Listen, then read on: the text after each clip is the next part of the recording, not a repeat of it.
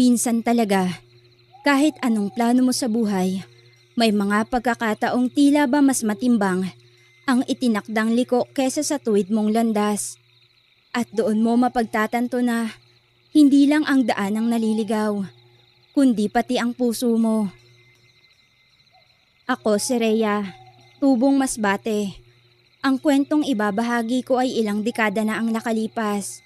Nakatira kami malapit sa dagat, sa isang maliit ngunit tahimik na barangay sa dulo ng bayan. Doon ako lumaki, kasama ang nanay kong tahimik pero palaban at dalawang kapatid kong lalaki. Nang makapagtapos ako ng kolehiyo, lumuwas ako saglit sa Maynila pero bumalik din sa amin para makahanap ng trabaho sa mas malapit. At nung makahanap nga ako ng trabaho, doon ko nakilala si Lani. Isa sa mga kaibigan kong naging parang kapatid na rin sa akin. Rhea, sigurado ka bang dito tayo dadaan? Tanong ni Matet habang pinupunasan ng leeg na pawis na pawis. Hindi ko nga rin alam, Matet eh. Dapat dito lang ang kanan papuntang baryo nila Lani. Sabi niya may malaking puno ng manggaraw sa kanto. Pero puro kawayanan ang nandito. Sagot ko habang hinahagod ng tingin ng paligid. Yan kasi. Nakikinig kasi kayo sa kaibigan mong taga rito raw. Eh baka naman trip lang tayong lokohin nun. Sabat ni Rialyn, sabay irap. Rialyn, hindi naman siya ganun. Tanggi ko, pero mas lalo lang siyang napairap. Basta, kung masama tong kakalabasan nito, wag mo na akong isama sa susunod. Ayoko nang maputikan ng sapatos ko, no? Dahil lang sa fiestang yan. Napakagatlabi ako sa inis, pero pinili kong wag na lang siyang sagutin. Sa totoo lang, hindi na rin ako kampante.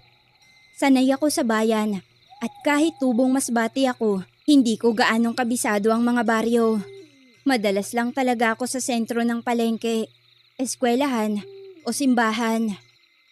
Rhea, teka lang. Napansin mo ba yan?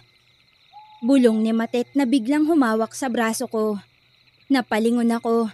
Sa di kalayuan, may tila malaking arko na yari sa kahoy at mga dahon.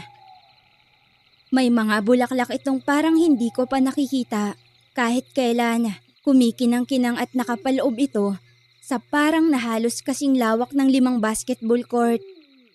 Sa bawat gilid ay may malalaking punong kahoy na tila bantay ng lugar. Sa ere ay may mga ilaw na animoy alitap-tap, pero ang ningning ay mas matingkad. May bughaw, may luntian, may gininto ang kumikislap-kislap. Ang lupa ay malambot na damuhan, amoy sariwa, at ang hangin, ang lamig, parang niyayakap ka sa leeg. Siguro yan ang sinasabi ni Lani. Sabi ko na lang, kahit medyo alanganin na ang kutob ko. Tara, baka nagsimula na ang sayawan. Dagdag ko pa sabay lakad ko papunta roon. Ay, ewan ko sa inyo. Kapag nawala tayo, bahala kayong dalawa. Basta ako, hindi ko kasalanan to. Reklamo ni Rialyn pero sumunod pa rin.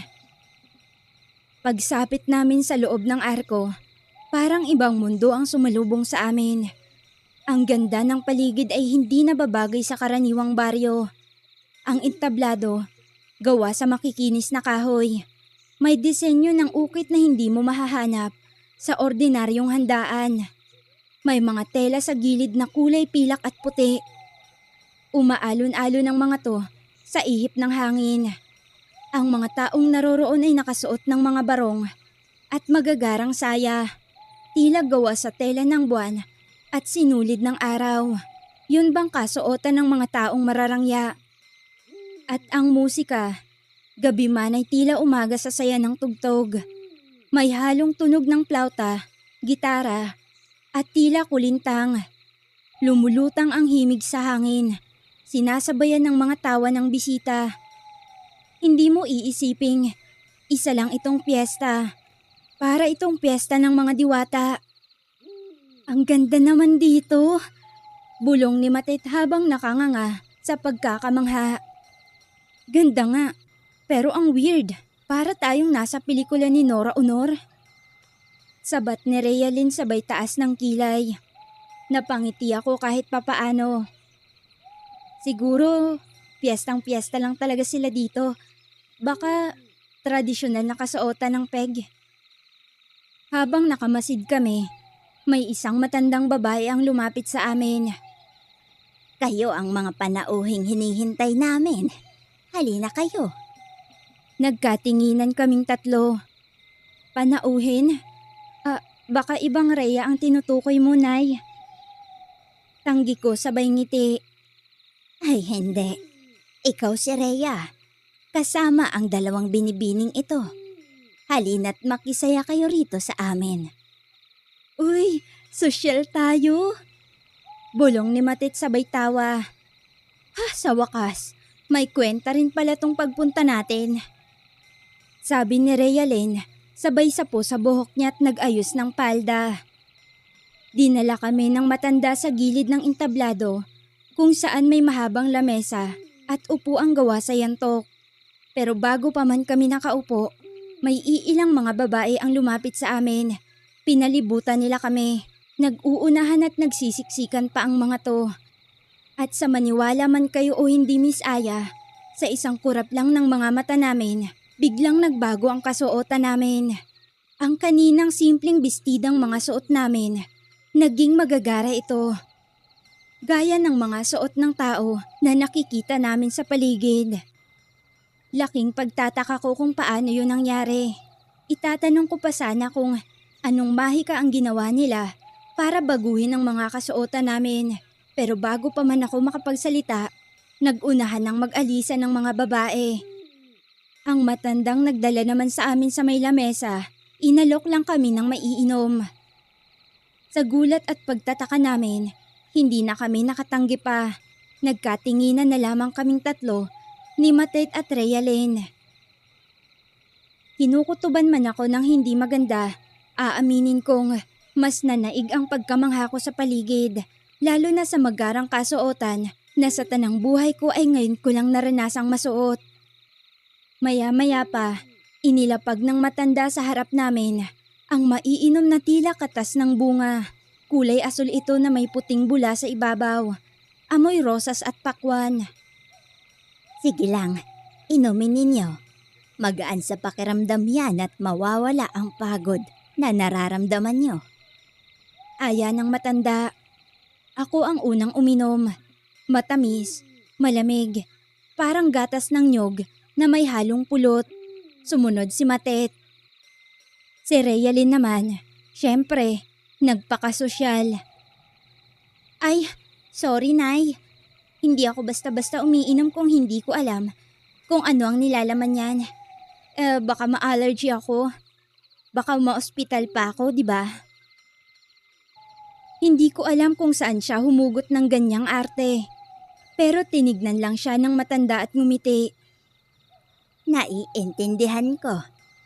Subalit nakatitiyak akong wala kang mararamdamang masamang lasa sa oras na inumin mo yan. Sige na nga, kung sa bagay. Sabay inom rin niya matapos ang pakonsuelo sa sarili. Makaraan lang ang ilang sandali, nagsimula na ang sayawan sa gitna ng parang.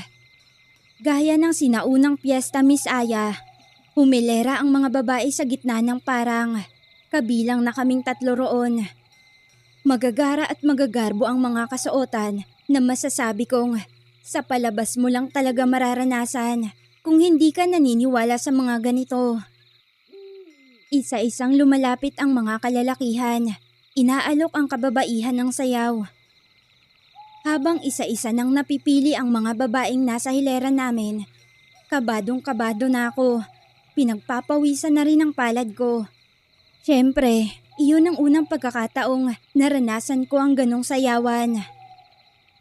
Hanggang sa may matangkad, gwapo at parang malaprinsipe ang peg ang tumayo sa aking harapan.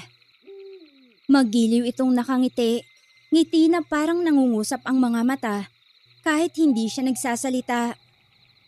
Pwede ba kitang maisayaw, binibining Rhea? Aniya sabay bahagyang yuko. Taray, di ba? Akala mo ala Cinderella din ang peg ko. Ha? Paano mo nalaman ang pangalan ko? Tanong ko. Ang bulong ng hangin ay laging nagdadala ng pangalan, lalo na ng mga gaya mong liwanag sa gabi. Sagot niya, seryoso ang tono pero banayad ang boses. Hindi ko napigilang mapangiti. Corny mo? Bulong ko. Ngumiti rin siya, saka iniabot ang kamay niya. Hindi ko na siya tinanggihan pa. Habang sumasayaw kami sa gitna ng maliwanag na bulwagan, para akong lumulutang. Hindi ko na narinig ang bulong ni Matet. Hindi ko na naramdaman ang pagtataray ni Rialin. Kami lang dalawa, ako at ang gwapong binatang kasayaw ko. Ano nga palang pangalan mo? Eliseo. Eliseo? Taga saan ka? Taga rito lamang. Mula sa ilalim ng buwan, sa tabi ng ulap, sa pagitan ng kahapon at ngayon. Ha? Ang lalim naman yan. Taga dito ka lang ba o umaarte ka lang? Sapat na ang nalaman mong ako si Eliseo at ngayong natapos na ang sayaw natin. Maaari ba kitang yayain? Yayain saan? Maglakad-lakad lang habang nagkikwentuhan. Parang nanlamig ang bato ko. Ramdam kong may kakaiba sa kanya. Pero sa kabila nun, hindi ko rin maipaliwanag kung bakit. Parang gusto kong sumama. Eliseo, tao ka ba? Sumama ka, Rhea, at doon mo malalaman. Hindi ko maipaliwanag kung bakit ganun kabilis ang tibok ng puso ko habang nakatitig kay Eliseo. Para akong bata na unang beses makakita ng fireworks sa kalangitan. Lahat ng takot, kaba, at pagdududa ay bigla na lang naglaho sa isang ngiti niya. Ngunit hindi rin nagtagal ang katahimikan. Rhea! Rhea! Ano yan? Tignan mo, may mga taong naglalakad sa ere! Pukaw ng sigaw ni Rialin mula sa lamesa. Napalingon ako. Totoo nga. Sa di kalayuan, may 3 nilalang na nakasuot ng mahahabang kapa na tila gawa sa ulap. Hindi sila lumalakad sa lupa, kundi sa hangin mismo. Ang mga mata nila ay kulay pilak at bawat hakbang may kasunod na malamlam na liwanag. Eliseo, sino sila? Naguguluhang tanong ko. Hindi siya agad sumagot. Tinignan niya ako. Ngunit sa unang pagkakataon, may lungkot sa mga mata niya. Mga kasama ko, ang mga bantay ng lugar na ito. Sila ang nagbabantay sa mga panauhin upang hindi na muling makabalik. Sagot niya. Nanlaki ang mga mata ko. Anong ibig mong sabihin? Hindi na kami makakabalik? Bago pa siya makasagot, biglang dumating ang matandang babaeng sumalubong sa amin kanina. Panahon na. Ang 3 dalisay ay narito na. 1 beses lamang sa bawat 10 tag-araw. Huwag niyong sayangin ang pagkakataong to. 3 dalisay? Ano bang sinasabi niyong lahat? Tanong ni Matet na ngayon ay halatang takot na rin. Ayoko nga! Rhea! Tara na, umalis na tayo dito. Hindi na to normal. Hindi sila tao. Mataas ang boses na wika ni Rialin. Hindi nyo na magagawa yan. Nakatungtong na kayo sa lupa ng mga engkanto. Walang makakabalik ng basta-basta. Napatigil kami. Pakiramdam ko, bumigat ang paligid. Ang hangin na kanina'y malamig at masarap, tila naging malamlam at nanlilimahid. Ang mga ilaw sa paligid ay unti-unting nagiging kulay pula, para kaming hinuhubaran ng liwanag. Ano ba to, Eliseo? Baling ko sa binata. Hindi siya nakasagot agad, pero nakita ko ang pag-igting ng panga niya, ang paglalim ng hininga. Hindi ito ang gusto kong mangyari, Rhea. Maniwala ka. Kung ayaw mo, bakit mo kami inaya? Hindi ko kayo inaya. Hindi ko alam na kayo ang pinili ng lugar. Pero ngayong narito na kayo, hindi ko kayang hayaang mawala kayo sa mundong kilala nyo. Nilapitan siya ng isa sa mga lalaking may pilak na mata. Eliseo, hindi mo pwedeng labagin ang kautusan. Pero iba siya. Iba si Rhea. Tayong lahat ay may tungkulin. Ang tungkulin ko ay hindi lang magdala ng dalisay. Pero si Rhea, hindi siya ang babaeng dinala ko dito. Batid kong naliligaw lamang sila. Kaya hindi ito pwede. Anong hindi pwede? Naririto na sila. Ang sabihin lang ay sila ang napiling maging alay para mas tumagal pa ang lahi natin. Gigil na wika ng matanda. Rhea, alis na tayo! Sigaw ni Rhea Lynn habang hinahatak ako. Pero hindi ako makagalaw. Para akong nakapako sa kinatatayuan ko. Muli kong tinignan si Eliseo. Sumama ka sa amin. Tulungan mo kaming makaalis dito, pakiusap. Naiiyak kong pakiusap sa kanya. Lumapit siya. Kinuha niya ang kamay ko. Hindi ganun kadali, Rhea. Sa oras na nilampasan niyo ang arko, may bahagi ng kaluluwa niyo ang naiwan dito. Kahit makaalis kayo sa mundong to, may kapalit. Anong kapalit? Pagkalimot. Kalimutan mo ko. Kalimutan mo ang lugar na to. Kalimutan mong minsan, sa isang gabing may sayawan, humanga ka sa isang engkanto. Hindi mo na kailangang sabihin. Basta iligtas mo lang kami. Maya-maya pa, umalingaw-ngaw ang isang sigaw. Galing kay Matet, isa sa mga nilalang ay sinusubukan siyang kunin. Tama na. Ako ang kapalit nila. Sigaw ni Eliseo. Lahat ay natahimik. Ako na lang. Ako na lang ang isakripisyo sa halip na sila. Eliseo, wag. Bulong ko. Ngunit hindi na siya nagdalawang isip. Tumayo siya sa harap ng 3 lalaki at hinawakan ng braso ko. Rhea, tignan mo ko. Pinilit kong tumingin sa kanya. Kahit sunod-sunod nang tumutulo ang mga luha sa mata ko. Huwag mo kong subukang hanapin. Kapag nakalabas ka na, babalik ang lahat sa dati. Isang ala-ala na lang ako. Pero tandaan mo, kung totoo man ang puso ng tao, mas totoo pa rin ang puso ng nilalang na lihim na nagmamahal sa'yo mula noon pa. Matagal na kitang pinagmamasdan mula sa malayo. Hindi ko alam na darating ang ganitong panahon. Patawad kung nasaksihan mo ang ganito. Bago pa man ako makapagsalita, nagdilim na ang buong paligid.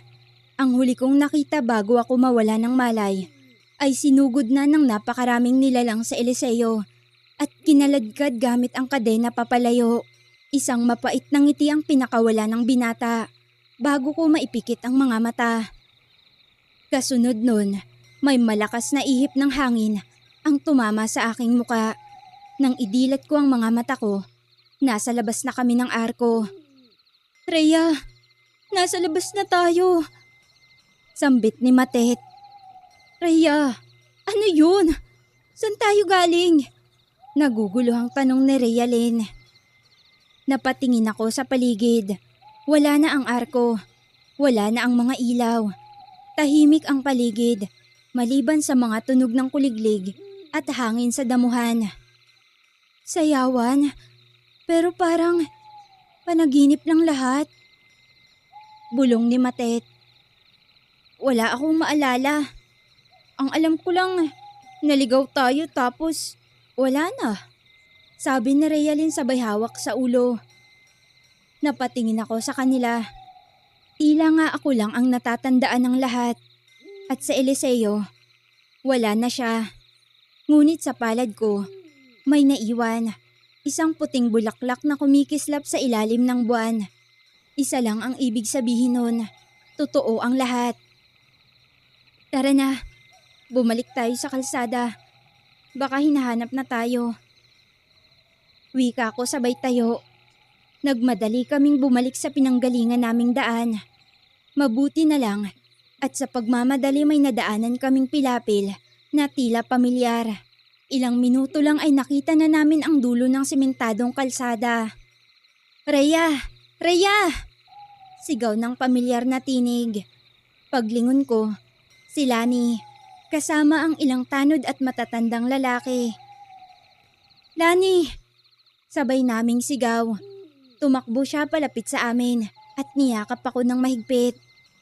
"Anong nangyari sa inyo? 3 araw na kayong nawawala. Akala namin dinukot na kayo o kaya naman ay nalunod. Grabe ang pag-aalala namin sa inyo." 3 araw? Oo. Hinahanap kayo ng mga taga-barangay. Umabot na sa mga kalapit na bayan ng alerto. Pero kakapasok lang namin sa lugar na yun. Nagugulo ang sagot ko. "Oo nga, sayawan, may mga ilaw, tapos may tugtugan." Sabat ni Matet. Napatingin sa amin si Lani. Bakas ang gulat at pagtataka sa mukha niya. "Sayawan? Rhea, hindi natuloy ang sayawan. Kinansela ito dahil sa malakas na ulan nung gabi. Wala ni isang tao sa plaza nung araw na yun." "Hindi. Nakita namin ng mga tao. May kasuotan sila na parang sinaunang kasayahan. Tapos may mga ilaw sa paligid." "Sigurado ba kayong dalawa sa sinasabi nyo? Wala naman akong maalala." Nakataas ang isang kilay na sabi ni Rhea Lynn. Lumapit sa amin ang isang matandang lalaki. Puting-puti ang buhok at may suot siyang lumang sombrero. Totoo ang nakita ninyo. Naligaw kayo sa mundo ng mga engkanto. Aniya habang humahawak sa baston. "Totoo po ba talaga yun, Tatang?" Tanong ni Lani. Tumango ang matanda. Noong kabataan ko, may ganyan ang insidente. Kapag may 3 dalagang mapuputi ang balat, bagong salta o galing sa ibang lugar, madalas silang napagkakamalang dalisay. Sila ang tinatawag ng mga engkanto, inaalok sa sayawan. Kapag tinanggap mo ang sayaw, may bisa yun. "Pero nakabalik kami." Mabuti nga at nakabalik kayo. Ibig sabihin lang, may isang engkanto ang hindi sumunod sa utos ng kanilang kataas-taasan. "Si Eliseo? Ano ka mo, Rhea?" Sa sayawan, may isang lalaki ron. Gwapo, tahimik. Tinawag niya akong Rhea. Kahit hindi ko pa sinasabi ang pangalan ko. Siya ang nakasayaw ko pero siya rin ang tumulong sa aming makaalis. Yan ang sinasabi ko. May pusong bumigay ang engkanto, kaya kayo nakaligtas. Pero kung 3 araw na kaming nawala, paanong hindi kami gutom, hindi madungis, hindi man lang kami nadapuan ng lamok? Sabat na tanong ni Matet. Tinakpan ng mundo nila ang katotohanan. Kapag naroon ka, akala mo'y ilang oras lang ang lumipas. Pero sa mundo natin, 3 gabi na ang lumipas. At kapag sinubukan mong bumalik sa lugar na yun, hindi mo na makikita ulit. Nagkatitigan kami ni Matet at Rhea Lynn. Pare-pareho kaming nanginginig. Hindi pa rin kapani-paniwala, pero totoo. "Rhea, ano ba talagang nangyari ron?" Tanong ni Lani. "Ang naaalala ko, may nakipagsayaw sa akin. Nagtanong kung gusto ko raw sumama sa liwanag. Akala ko naman laro lang. Akala ko parte lang ng kasiyahan nila." "At pumayag ka?" "Hindi, pero muntik na. At nung parang nagkaroon na ng tensyon ng lahat, pinili niyang iligtas kami. Mas pinili niyang mawala para makabalik kami." Paliwanag ko. Mabuti pa'y magsiuwian na kayo. Siguradong hinahanap na kayo ng mga magulang nyo. Sambit ng matandang lalaki. Habang papauwi nga kami, sa palad ko may naramdaman akong malamig. Pagtingin ko, nandoon pa rin ang puting bulaklak, bahagyang tuyot na, pero kumikisla pa rin. Ilang buwan ang nakalipas, Miss Aya. Wala ni isa sa amin ang muling nag-usap tungkol sa pangyayaring yon. Si Matet, tahimik lang kapag binabanggit ang salitang sayawan. Si Rayalyn, ayaw na ayaw ng madilim na lugar. Ako ang tanging may malinaw na alaala. Minsan, sa gabi, tumitingin ako sa labas ng bintana. Hinahanap ko ang tunog ng plauta. Ang liwanag na gumagalaw sa hangin o kahit anino lang ng taong hindi ko na dapat maalala. Pero alam kong naroon siya. Ang engkantong nagmahal, ang engkantong tumangging sumunod sa kanyang mundo. At dahil sa isang sayaw, naranasan ko ang kakaiba at mahiwagang pangyayaring yun. Hanggang dito na lang ang kwento ko, Miss Aya. Maraming salamat.